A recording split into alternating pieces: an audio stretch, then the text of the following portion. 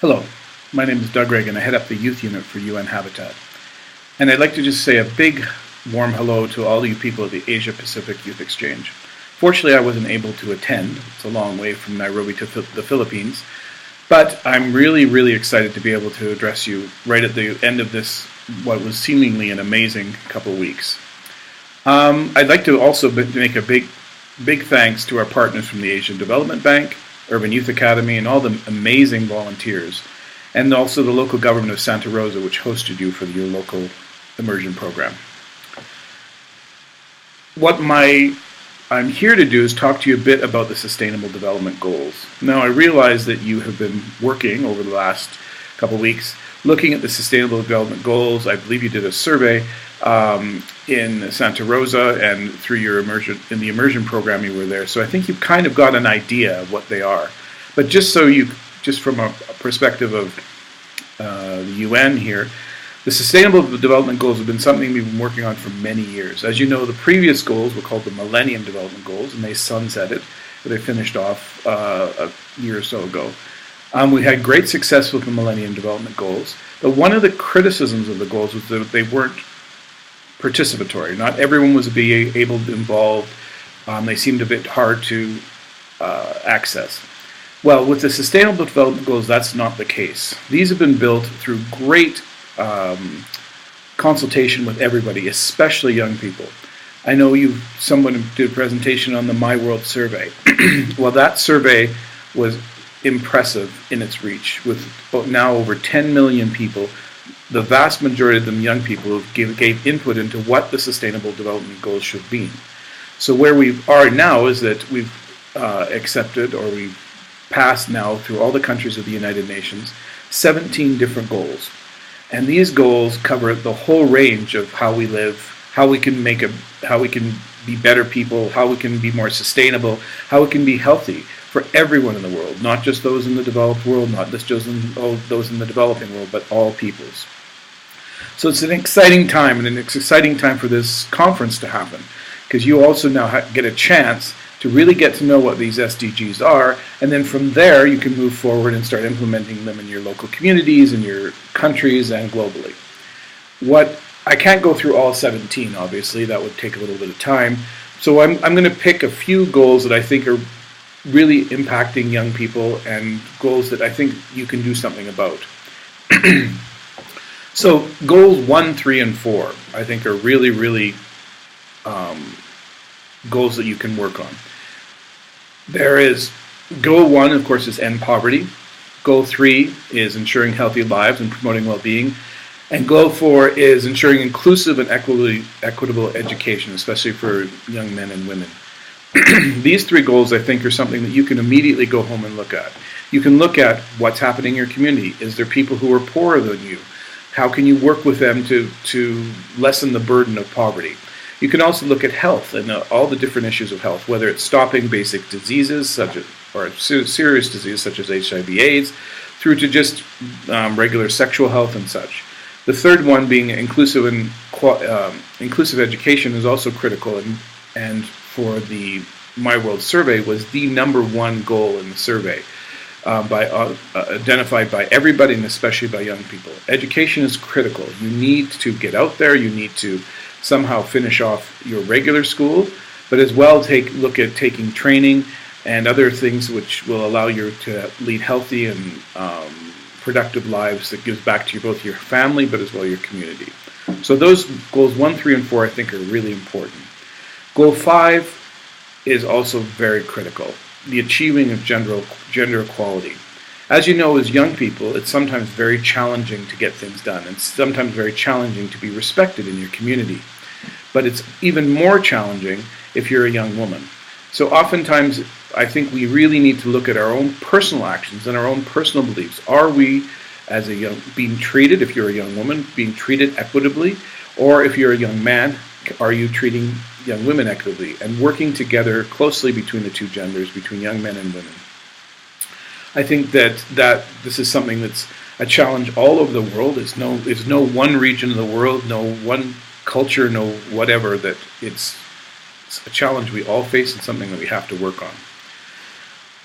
Goal 6, again, is also really important. And I think it's important because I think in Santa Rosa you were looking at a lot of the projects that related to this, which is ensuring availability and sustainable water management and sanitation. I didn't explain my organization, UN Habitat, all that well, but UN Habitat is an organization focused on cities and human settlements. So my work is working with young people in cities, and especially those most marginalized who live in slums. One of the things you notice in cities is one of the major issues is the issue of water and sanitation. And so when I'm in the slums, as often in the local slum here in Nairobi, I mean, it's the lack of sanitation, the lack of water means that young people are not able to be healthy because they get sick all the time. It means that they can't get so healthcare is also very challenging. That means they can't go to school. That means that their public spaces are degraded. So, I mean, this is a really critical goal for us, especially at UN Habitat, but I think as well for you guys. Goal 11 is my favorite goal, and I'm going to leave it to last, and that's about cities and human settlements. I'm going to leave it to last because that's the goal that's UN Habitat's goal around cities, and as I mentioned, UN Habitat is focused on cities. Goal 12 and 13, ensuring sustainable consumption.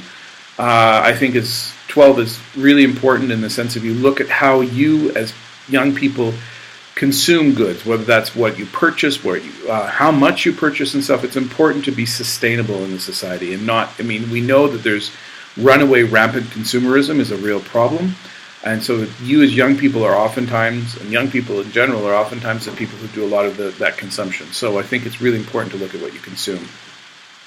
Another important goal, number 13, is climate change. And we as UN Habitat were very involved in the recent climate change conference in Paris. We worked both with the YMCA, the Camp Climate, as well as we worked with a group that had of young bloggers that put blogs and put newspaper reports in over 400 newspapers globally in six different languages. We think that climate change is critical, and again, young people are the first people that get impacted by climate change, and also the first that can stop it and work towards adoption of climate change mitigation as well as adapting to it. Last goal is linked. Goal 16 is linked to promoting peace and inclusive societies.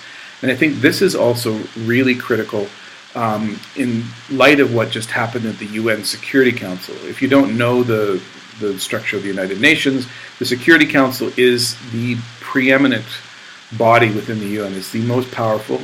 It has permanent Security Council members. When anything goes wrong in the world, it's the Security Council that answers. So what happened in the Security Council for the first time ever, specifically linked to Goal 16, was that young people were recognized as being able to bring about peace. It was called the Youth and Peace Builders Resolution, Security Council Resolution 2250. Look it up. It's really important. It's the most prominent resolution that's ever been passed within the UN system. And I think this resolution basically says that young people have a role in peace building, whether that's at a local level when conflicts happen, whether within your family or in between groups or in between cultural groups or in between communities, in between countries. For example, here in Nairobi, just north of us in Somalia, we were very involved in trying to bring about peace in a place such as Mogadishu, which is one of the most violent places in the world. And what we found is that young people play a critical role there. And so again, we would encourage you very strongly to look at what role you can play in peace at all levels. So let me go back, as I mentioned, to Goal 11, making cities and human settlements inclusive, safe, resilient, and sustainable. I mean, this Goal 11 is for us very important. The world is rapidly urbanizing. I mean, we're looking at the fact that in the next 10 or 20 years, there will be more and more young people, and especially young people in cities in Asia, Africa, and Latin America. In 2007, we went over the tipping point, and there was more than 50% of the world population then living in cities itself. So cities are important. The challenge, though, is that cities have been viewed generally in development terms is a place that is generally not a good place to go. It's not. They're very dirty, or they're not productive. What we know, though, is that cities are critical to the development of young people, critical to the development of their communities and their countries. So for example, certain areas that we strongly focus on in cities are safety. Safety is a critical area around cities, and we really focus on how young people can be safe, how they can create safer communities. For one example, we use a lot of it, promote safety through technology, using Google Maps, using mapping of safe areas, and so there's a lot of areas. Safety is a really critical aspect to young people.